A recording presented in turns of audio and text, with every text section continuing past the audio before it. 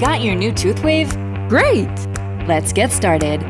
We know you've never used a brush quite like Toothwave because it's the only brush in the world that uses dental RF technology to reduce tartar and stains. It's all in the RF, so the bristles can be gentler on the gums. Crazy, right? In just 4 weeks of brushing twice a day, you'll see optimal results.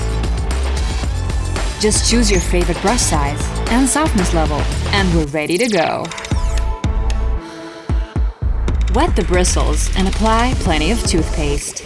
Turn Toothwave on and choose whichever vibration you're most comfortable with. The dental RF will work just the same.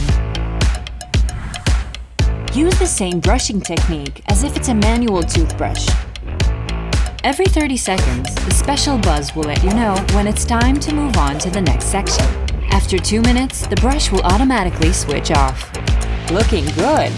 But still notice a stubborn spot?